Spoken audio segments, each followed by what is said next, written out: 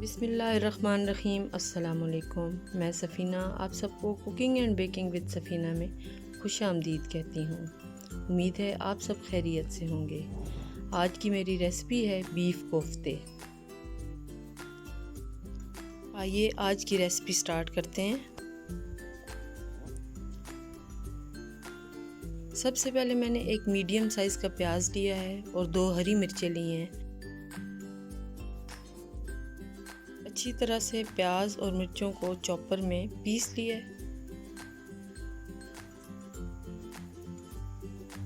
अब इसमें मैंने 1 किलो के करीब बीफ का कीमा डाल दिया है। कीमे को मैंने काफ़ी बारीक लिया है ताकि कोफ्ते अच्छी तरह से जुड़ सकें। अब मैंने 3 चम्मच के करीब भुने हुए काले चनों का पाउडर इसमें डाल दिया है। ये पाउडर कोफ्तों को जोड़ने में मदद करता है। 1 चम्मच के करीब मैंने अदरक लहसुन का पेस्ट डाल दिया है और 1 टीस्पून मैंने काली मिर्च का पाउडर डाला है। 1 टेबलस्पून ही मैंने सुर्ख मिर्च का पाउडर डाला है इसमें और 1 टेबलस्पून ही नमक डाल दिया है।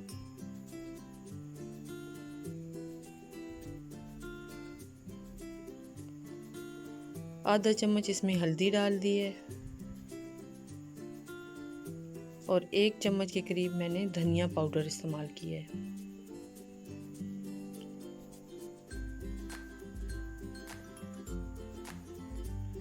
आधा चम्मच के करीब मैंने गरम मसाला भी इसमें डाल दिया है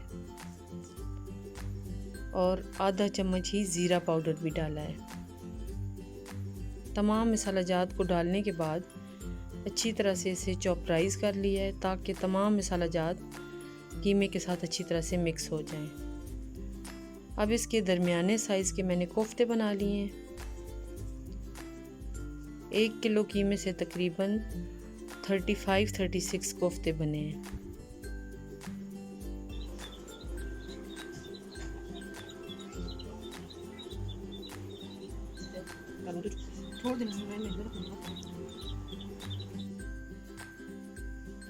कोफ्ते का सालन बनाने के लिए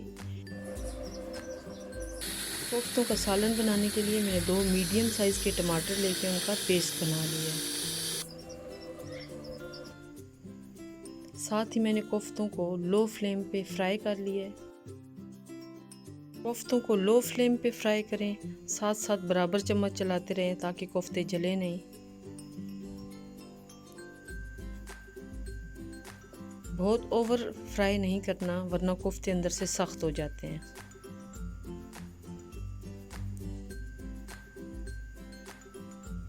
कोफ्तों को मैंने फ्राई कर लिया है और प्लेट में निकाल लिया है।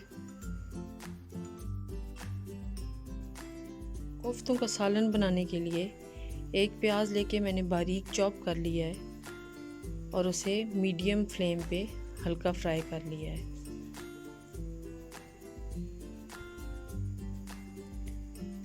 प्याज के हल्का ब्राउन होने पर अब इसमें मैंने तकरीबन 1 चम्मच के करीब अदरक लहसुन का पेस्ट डाल दिया है। अच्छी तरह से भुन जाने पर अब इसमें मैंने टमाटरों का पेस्ट डाल दिया है। टमाटरों को अच्छी तरह से भून लेने के बाद अब इसमें एक एक करके मसाला जात मैंने डाल दिए हैं। आधा चम्मच मैंने सुर्ख मिर्च का पाउडर डाला है, आधा चम्मच ही मैंने हल्दी पाउडर डाला है और आधे चम्मच के करीब मैंने नमक डाल दिया है। नमक आप हस्बे ज़रूरत डाल सकते हैं। आधे चम्मच के करीब मैंने धनिया पाउडर डाल दिया है। थोड़ा सा पानी डाल के अच्छी तरह से मसाले को भून लिया है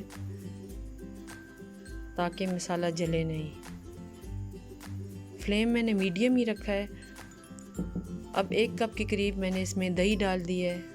दही को अच्छी तरह से फेंट लिया है।